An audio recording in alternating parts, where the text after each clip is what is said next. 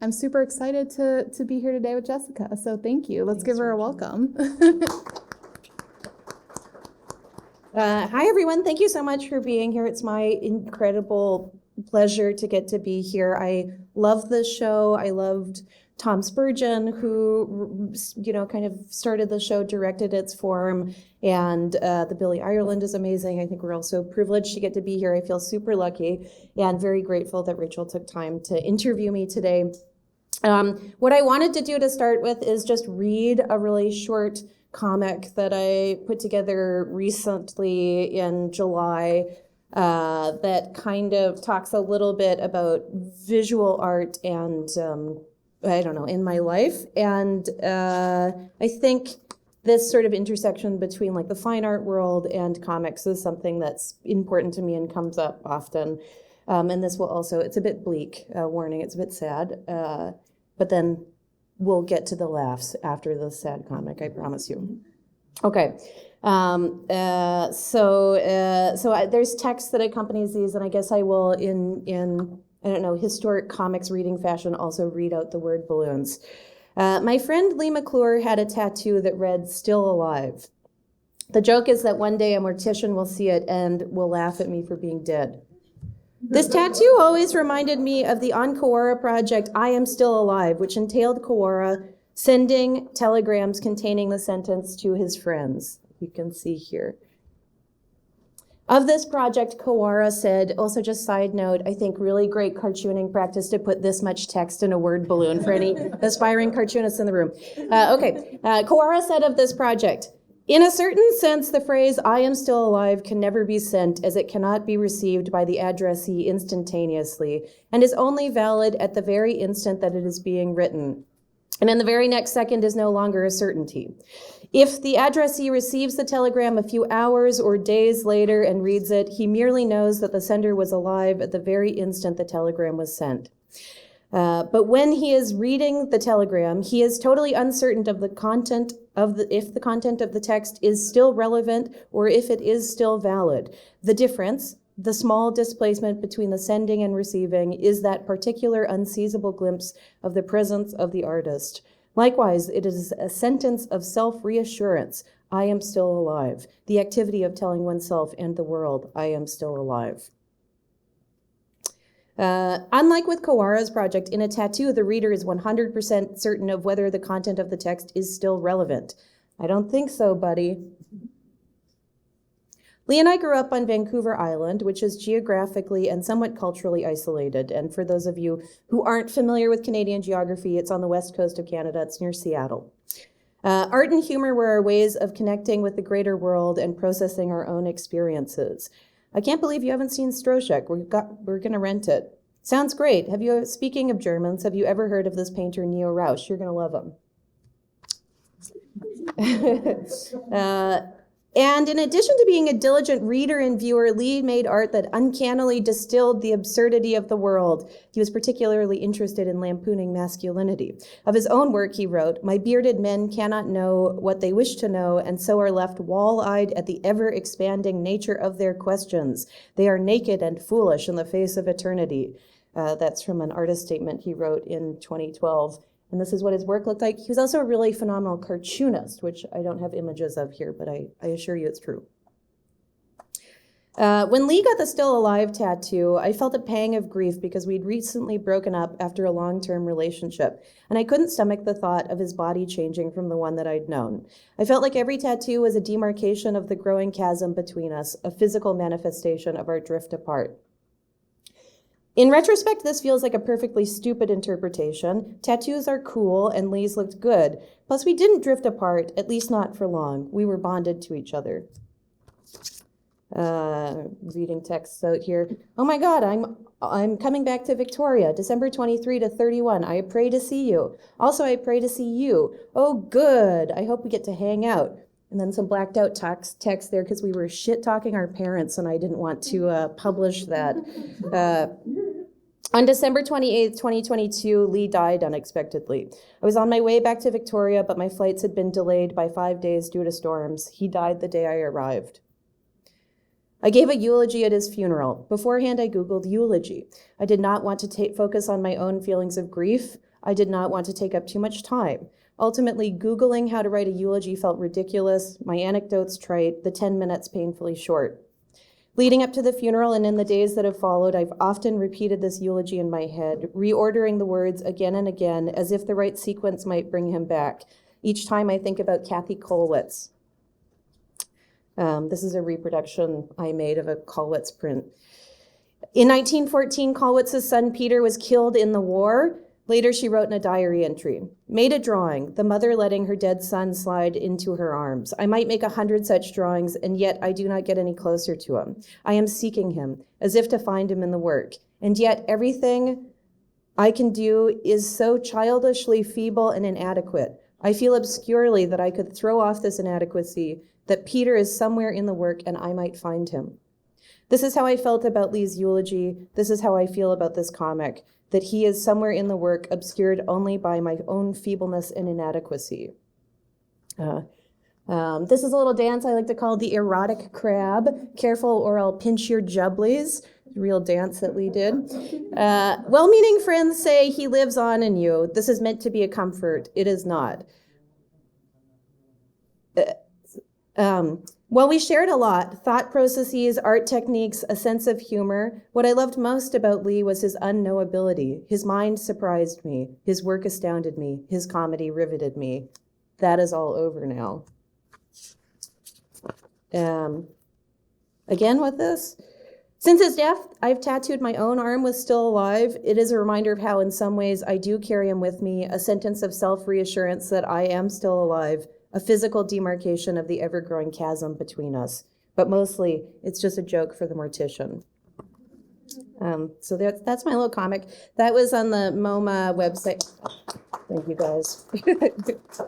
I'm going to set this to autoplay here. Maybe we'll do Maybe every minute. every minute. Yeah, Okay, every and then 2 loop. seconds seems like It's going to just pretty drive. intense. Yeah, I want everyone to kind of have a seizure at the slideshow. Yeah. Okay, we'll see if that works. Hopefully that works. We'll see in a minute if it does. All right. Awesome. I just wanted to say one more thing before. Let's keep talking and talking, not get to the questions. So I put together like a little mini comic of this story that, I don't know, anyone at this talk is free to have. I've got a stack of them. And in doing so, I trimmed it down. This is a hot tip. From 8.5 by 11. And I did so because when I started in comics, I worked for Drawn and Quarterly, and when I was dating Lee at the time, and he would make comics that I would bring to shows to give out to people. And at MoCA one year, I had this just folded 8.5 by 11 comic that I tried to give to Joe Matt, who I worked with. And he was like, I refuse to accept comics in this format. And ever since then, that sort of like really stuck with me. And so I've never again produced a comic that's just 8.5 by 11 folded in half. It's always trimmed in some way. And so I was like thinking about, I don't know, Joe Matt just died last week or the week before. And I've been thinking about him a lot this week, as well as Lee. And I don't know, a lot of death, but it's nice to be here. Yeah, I'm happy you're here. I like what you said about like thinking through the format. One of my really good friends was like, if you're going to publish something, like how you want it to feel in your hands is really important.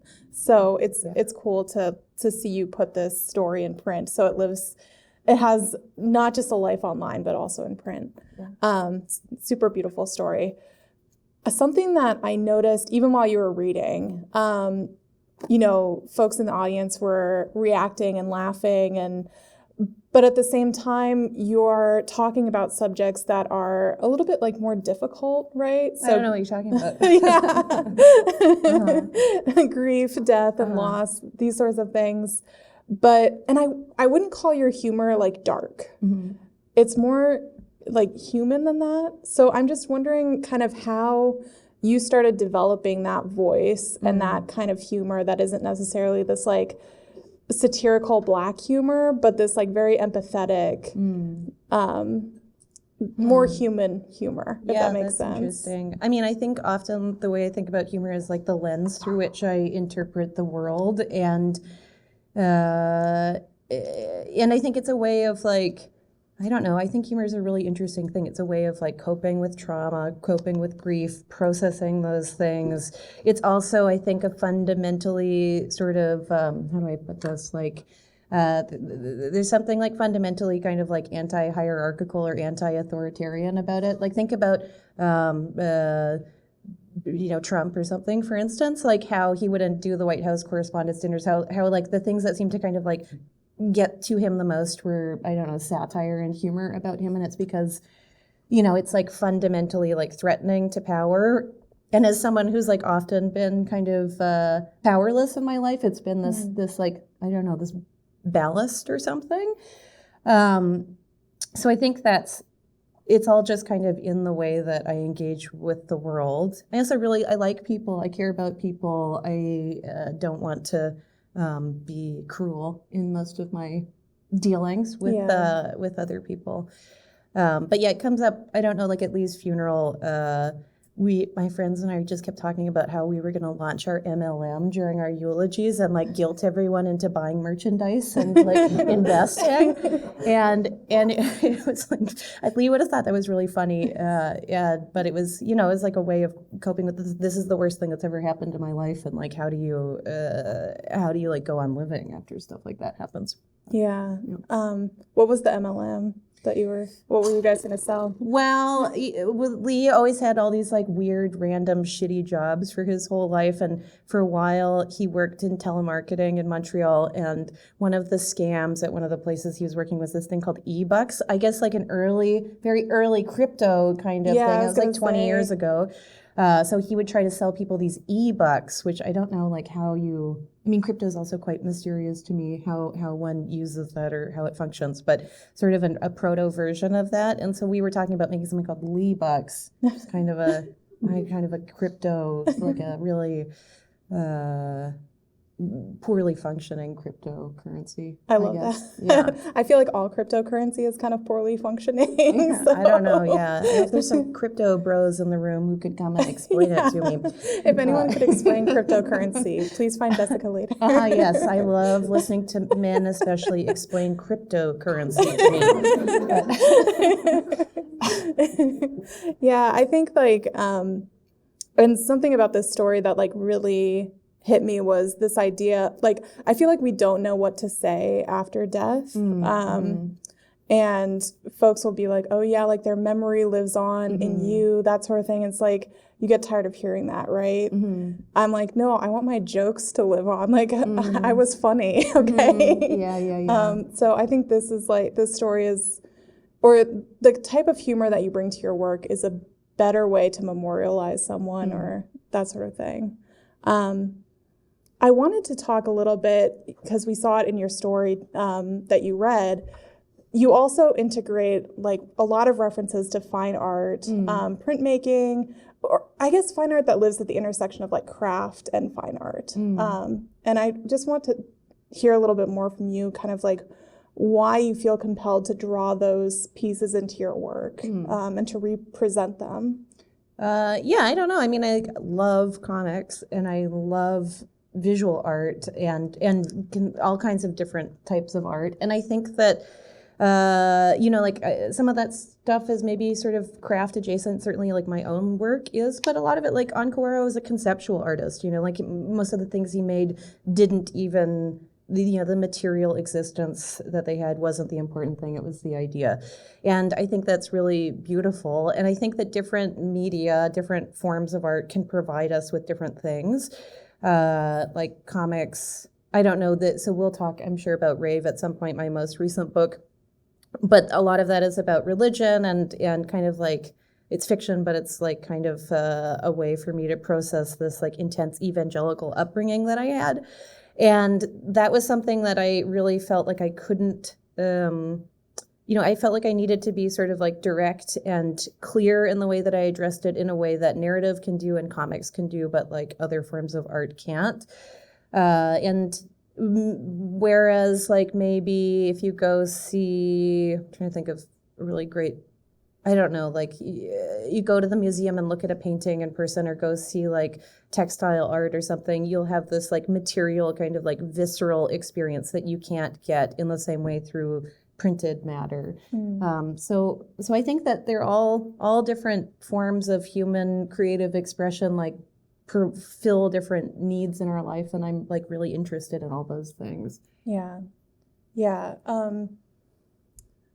I want to talk a little bit more about Rave, because that's your book that came out last year with Drawn and Quarterly. And that story, it's kind of like a coming of age story about this girl who, we have a couple pictures up, not this one, but right. thanks This autoplay. Yeah. They'll come back. They'll come back around. About this girl who's kind of like discovering herself, her sexuality, having these like friendships that feel very intense and strange, like all friendships do when you're a girl. And then also getting these like intense religious messages from this church that she's involved in. So you already alluded to it. It's coming out of your own experience growing up in an evangelical church. So I'm just wondering if you could kind of talk a little bit more about that and about where the story, like why this book for you? Right, why this book?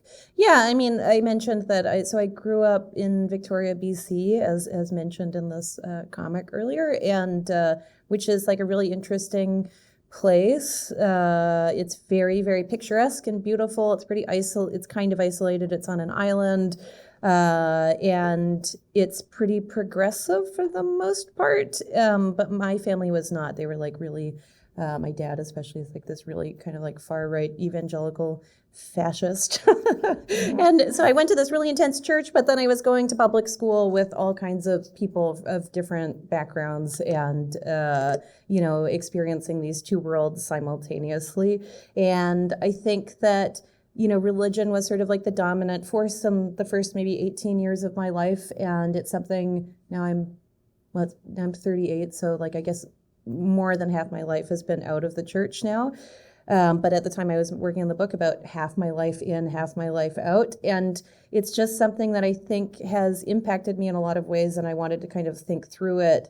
It's also something, I think I really believe in like empathy and caring for other people. And I think that the church that I grew up in particular, is a sort of like harsh and unempathetic place in lots of ways, particularly towards like women and girls, or at least that was what I was thinking about in working on this book. And it was something that I wanted to, like, I think the real motivation, honestly, is like I want my dad to like give a shit about, me, but also like women and girls and like their experience in the world, and like stop trying to control their bodies and the way they move so intensely.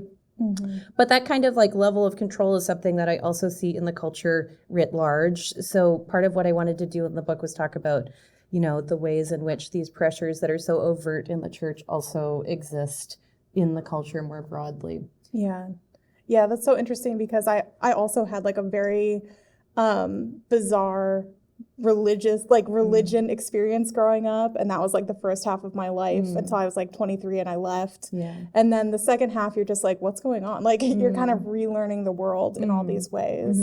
So, and it's such a like unfunny topic in a lot of ways, like these very domineering pastors, one of which is a character in your book. But I found myself laughing at those moments. And I'm just kind of interested in what the experience of making that book was like for you. Yeah, I mean, I was working on it largely during like COVID lockdown, like the most intense points of lockdown. And so we just get up in the morning and go sit at my desk in my pajamas and draw all day, and then maybe when I was working really quickly, finish a page in a day, and then go to bed at night. So I felt like I was going insane. And also I started to have all these hip problems and went to the doctor. I was like, my hip's really hurting. We did x-rays and stuff. And she was like, I don't know. I can't tell what's wrong. And I was like, well, I do sit in a wooden chair 8 hours a day or like 10 hours a day, hunched over like Gollum drawing. And then she was like, that's the problem. That's why you're having these hip problems. So that was kind of intense. And then, like also some of it was like triggering for me to work on. I'm sorry, I shouldn't make fun of triggering. But like I like at some point I really wanted to get the cadence right for one of the pastors, and so I looked up all these YouTube sermons. I found some guy and started listening to his sermons, and they were just like kind of giving me an eye twitch. Like it was very like nauseating or something to listen to. I still have like quite a visceral reaction to that, to like religion, right? Like feel physically ill. Maybe because I'm like, I don't know, demonically possessed. If I step into a church, I'll light on fire or Same. something. Yeah. It's happened to me before. No. Yeah. Yeah, it's interesting because, like, for me, I don't necessarily want to go back and, like, revisit that material in my life, but drawing and cartooning is such, like, an intimate act where you really are in the chair for, like, 8 hours a day. You're like, my body's falling apart. Why am I making this book again? I'm interested, did your dad ever read the book? Or I have no idea. Yeah. Okay. He found out that it existed. I heard that he found out it existed, like, maybe 6 months ago. But I have no idea if he's read it. Yeah. And we don't talk about anything substantive. So I hope never to find out, I guess. Yeah. I hope my parents never read anything I do. Good. Yeah. Good to keep secrets from them. Yes. Yeah. Secrets are good. It's good to publish all your secrets for strangers. Yeah, exactly. I feel fine. I will tell you guys anything. Yeah. I won't tell my parents, I don't know, like where I live. I'm like, no, it's fine. Yeah. You're like, I have a place that I live somewhere. Yeah, right. Yeah.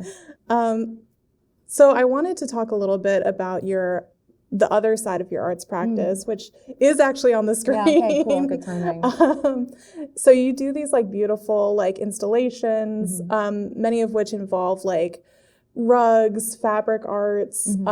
There's a chair that you made that I really love that's like neon green. And this practice seems like completely different than cartooning, to be actually like making these physical objects and installing them in galleries. So I'm interested in kind of like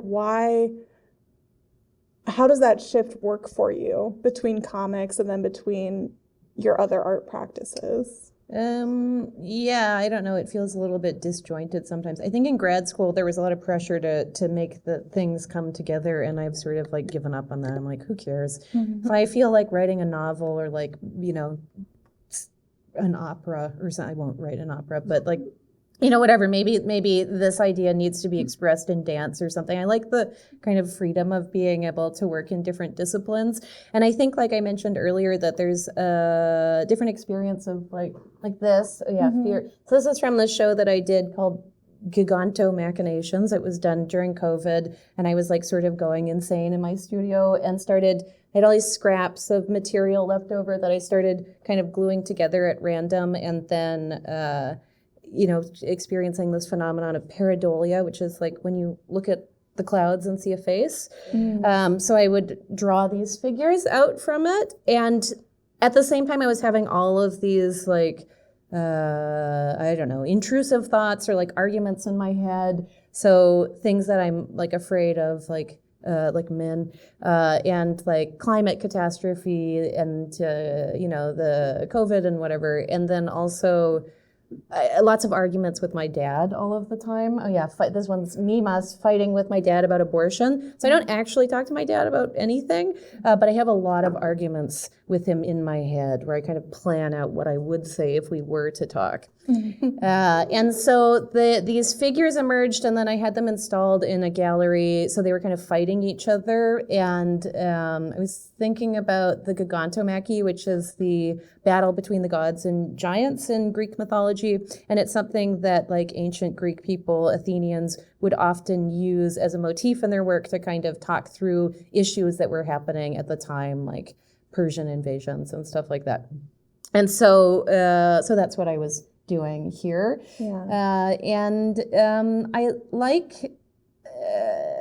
I just think there's like a different experience that you have looking at like carpet or, you know, being in a room with objects. There's this like material, physical experience that's so different from the experience of reading, which is like a much more kind of like intellectual, intimate thing.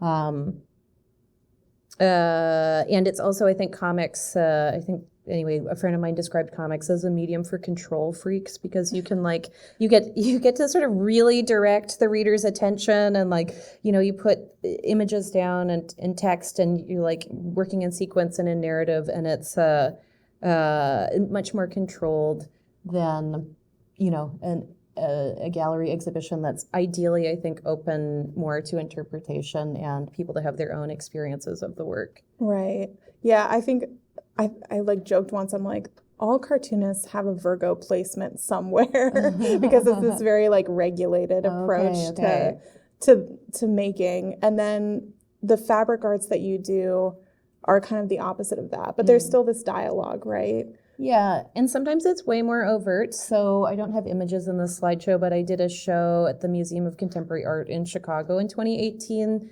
that was the format of it was based off of like Renaissance fresco painting, which was often panels of scenes from like the life of Christ.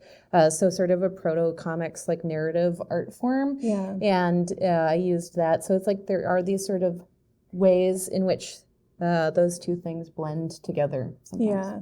I want to talk about it because it is on the screen right now. I'm like trying to catch these things. But you have an exhibit opening next October 5th, called Heterodoxy. And it is this kind of exploration of an early 20th century feminist group that would kind of meet and share all these radical ideas about, reproductive health, abortion, birth control. Right.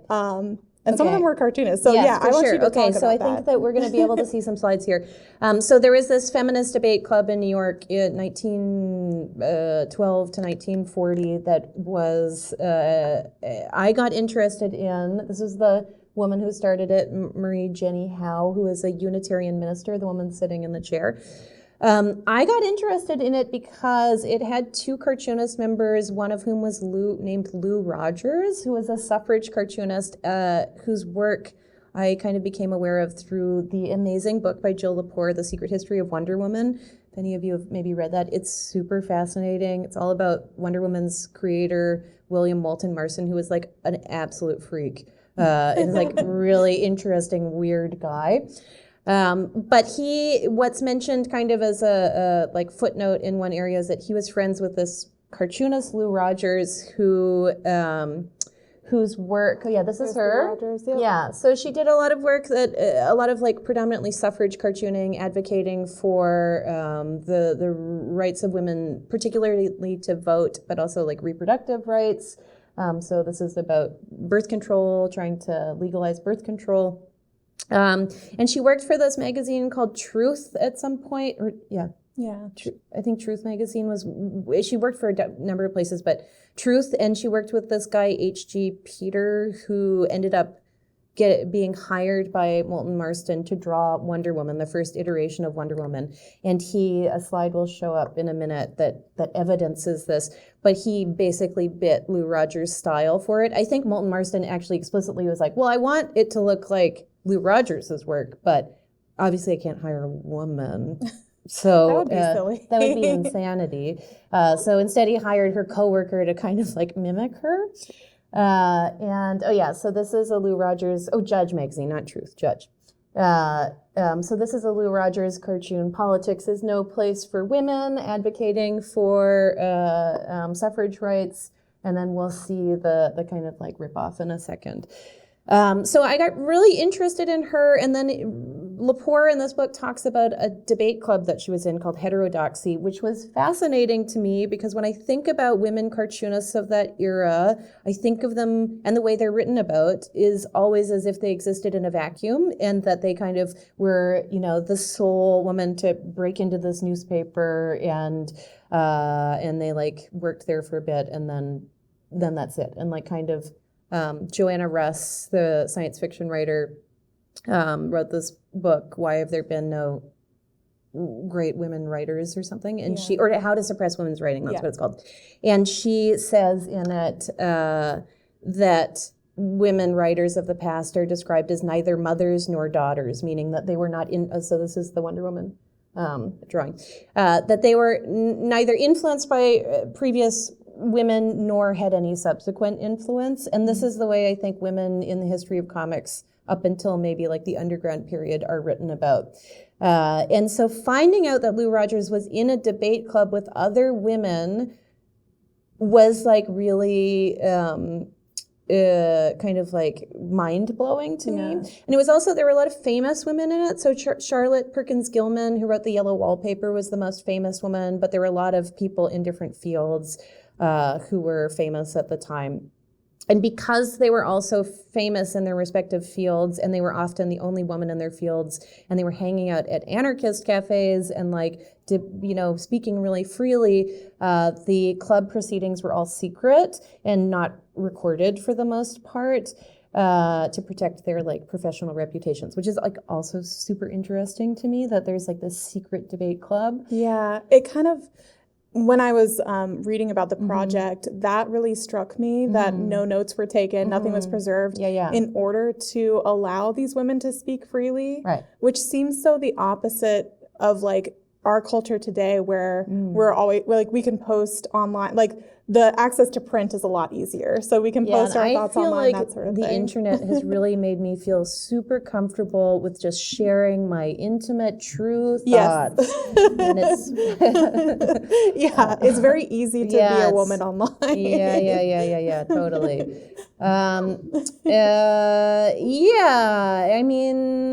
I think the secrecy is really fascinating. And they were also really funny. Like they used humor a lot in the work that they made. We'll see there's some facsimiles of publications that they made that we'll see in a minute. So they thought of these things like humor. They also had this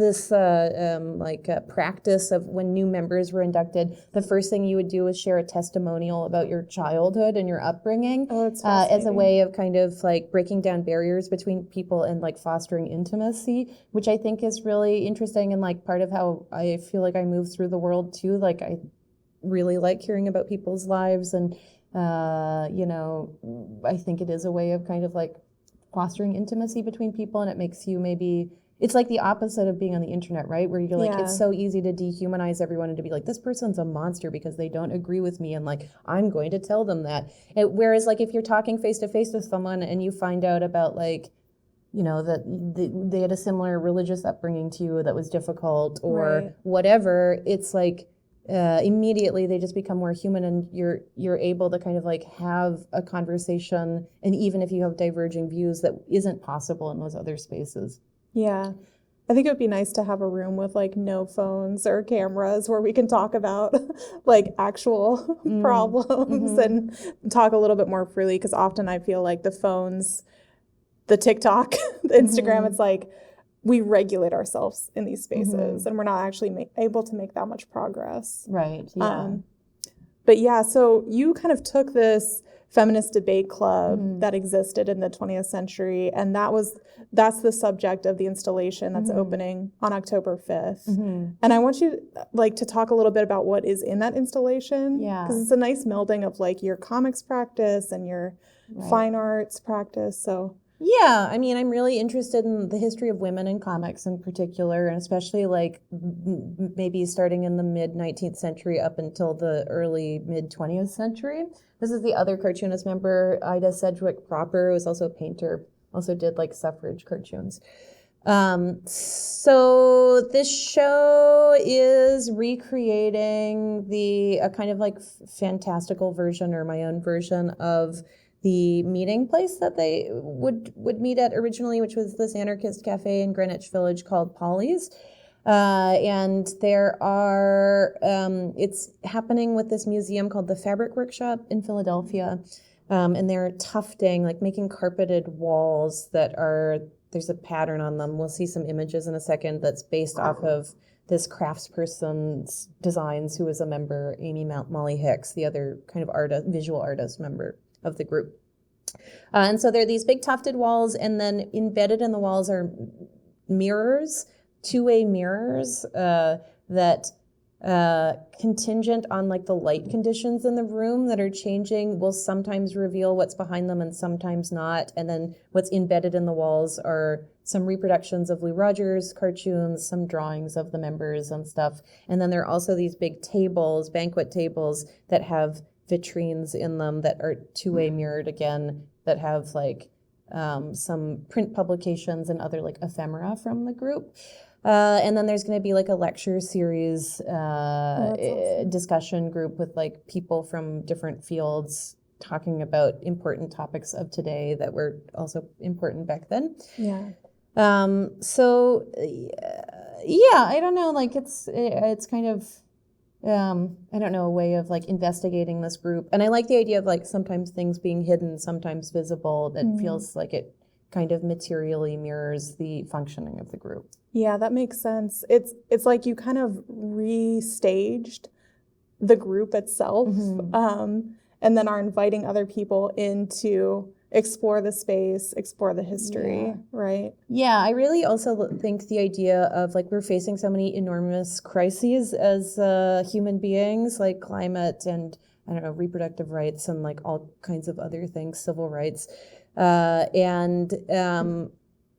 think one of the things that struck me about this group is like in addition to thinking of like women cartoonists as maybe being in a vacuum, I also think of like cartooning generally, or like when I think about it, this is inaccurate, but I think about it as like very siloed, where it's like people are kind of in their lanes, they're making comics and they're not interacting with other, you know, people in different disciplines. But what was important in this group was that you're getting like doctors and scientists and actors, you know, and cartoonists all together in a room, political actors, and then through that they were able to have kind of new ways of thinking through problems that might otherwise not have come to them. Yeah, it kind of seems like we take expertise now as a reason to not listen to someone or not to share ideas, because you're like, oh, that person's an expert, I couldn't possibly understand what they have to say. Like there's this like anti-intellectualism, I feel like. So that's really cool to kind of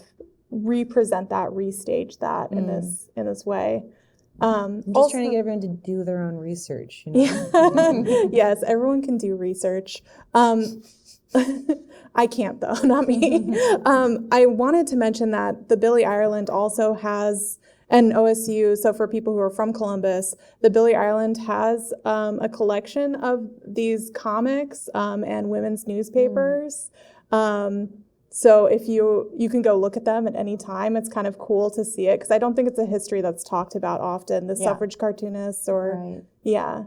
Yeah, I mean, it's like a double kind of like, so the history of comics is like, it's an ephemeral kind of like garbage medium that you read and then like burn. So like that's one, but then it's like kind of a double whammy, because like women's history is also like that. So the idea of like women's history mixed with comics, it's like, why keep this stuff? So it's kind of rare to I mean, a lot of this stuff is like totally missing now. Yeah. So it's cool that there's some there. There is. There's like the Fine Arts Library has some of these journals, like Truth and Judge, and then Billy Ireland does have some of like Lou Rogers cartoons, like clippings, that sort of thing. So I've got to see some of them, and it was incredible. I did want to open up to audience questions. So does that sound good? Yeah, if we do that? Of course, yeah. And some images of the heterodoxy installation will be up on the screen in the moment. The slideshow is definitely our tyrant in this. So yeah, I want to, if anyone in the audience has questions, we'll start over here. Yeah. So I wanted to ask, like, with your evangelical upbringing, how, I have a friend who grew up Jehovah's Witness in Nigeria and moved to America. And I asked him the same question. And he's not in anymore, so it's interesting because we know. Oh, interesting, yeah. But how did your upbringing, especially being around like people of kind of a far right bent, how did that prepare you for the way the world is going to change? So the question is, how did your upbringing kind of prepare you to move through this world where that far right influence is so present, right? Yeah, I mean, it's a bummer to see it kind of reach, I don't know, mass culture or something. There's a documentary about the Duggar family, like 18 and counting or whatever. But the documentary, I think, Shiny Happy People is what it's called. I thought it was really fascinating and kind of echoed, my upbringing wasn't as intense as that, but it echoed some of the things that I went through and some of the attitudes that were prevalent in the church that I grew up in. And one of the things that documentary talks about is the really strategic ways in which the right has kind of used lobbying and like manipulated politics to make these really like fringe minority views the law of the land. And I think it's extremely depressing in many ways and frustrating. But what's the silver lining here? I don't know. I mean, one of the things that I think has been happening, I was talking to someone about this the other day in the world as we like increasingly face all these crises, is that I think collective action is like becoming more and more important and more prevalent. And it's also increasingly evident that we can't rely on the people elected to office to always represent our needs and wishes. I mean, I'm in Canada now, which is a great blessing, but like Justin Trudeau's fine, and he's like this sort of like lip service feminist and whatever, and but he's like a really wealthy, privileged kind of person who I think is more interested, as many politicians are, in, preserving their own political careers than they are in like actually affecting change at that level. And so I think it is sort of like incumbent on us as people to like work together to make the world the place that we need it to be. And I guess maybe like growing up in a church like that and rejecting it has taught me in some ways to trust my own intuition about things or my own beliefs, even when they fly in the face of the things that, the leaders or these people who are in charge are like telling me to believe. And that's something I think is really important to me. Also, like as an educator, like that's something I really want my students to kind of like trust their own beliefs and their own voices, even when they diverge from maybe what I'm saying or like other kind of like authority figures say in their life. So I guess maybe it was like instructive in that way too. It seems like your work too kind of presents these other strategies like humor or dialogue as a way to like subvert the norm for like political discourse. So That's good. Yeah. I think there's a question here. Hi. So I'm new to comics as a medium, so this whole weekend has been a great crash course on how to get into it. So I was wondering, like, your process, what comes first, the storyline or the visuals? I think I was like talking to a couple other really great cartoonists a couple of years ago, and they were talking about how they both think visually, and they're like so talented. Like Laura Park was one of the most talented cartoonists I've ever met, and makes these beautiful drawings. And as they were talking, I was like, I think in words. I think I picked the wrong profession. So like I tend to kind of like think verbally. When I started making comics, because I'd worked for Drawn and Quarterly, I'd worked with a lot of great people like Chris Ware and Linda Barry, and they both kind of, the way they talk about they might be lying a little bit, but the way they talk about their work is that they kind of like put pen to paper and then just like whatever comes out, and they like, feel through the characters or whatever as they're working. So to my mind, that was like the way to do it. I was like, you have to like just start drawing it. But I realized over time that strategy, and in talking to other cartoonists like Nick Dranasso and Anya Davidson, who are just like both phenomenal, and they both work with scripts, and I realized that because comics is such a difficult medium to edit, like I don't know if you went to the Dan Clowes talk last night, but he talked about this, that like once you start drawing, it's really difficult to go in and make changes. And so for me, writing beforehand and doing thumbnails and kind of adding in these other layers of editing possibilities, I think has improved my work a lot. But I believe there are different strategies that work for different people. And if you're just starting out, you should try working in a few different ways and see like what feels right. Yeah. Other questions? Yeah. So currently, I'm also working on like a comic for the first time for my senior artwork.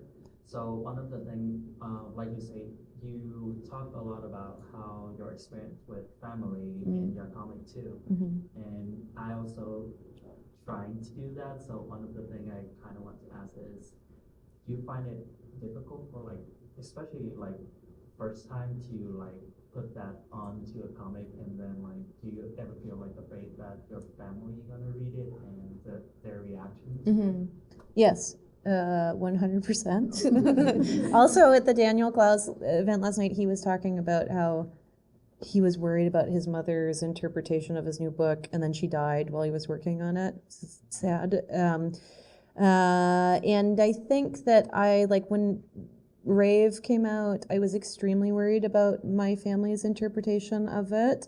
Even though it's fiction, I was like, I don't know.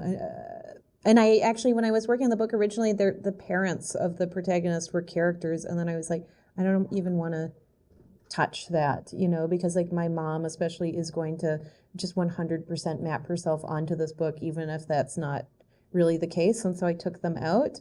But yeah, like last year was interviewed by the CBC on this radio program Q, and the day it came out, I hadn't told my parents that this book was coming out, but my mom listens to the CBC, and I like didn't get out of bed for a day because I was just like, I can't like even fathom her hearing my real thoughts about something and or reading this book. So I think it's challenging. I'm like almost 40, and I got to a point where I was like, what am I going to do? Like sit around waiting for my parents to die so I can talk about like my actual experiences of the world?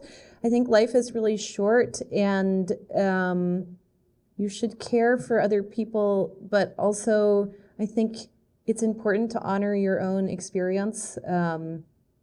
Chris Ware talks about his work as being like he just wants to communicate something about what it feels like to be alive, and I think that's how I feel about what I'm doing too. And part of that is like some of this religious trauma or, weird family experiences or whatever. And I want to be, honest about those things. But it can like fray things in your family. So it's definitely something to kind of like think through. Kevin Huizenga, also religious upbringing, also has made some work kind of about it. And he said he won't do it anymore because he doesn't want to damage his relationship with his family.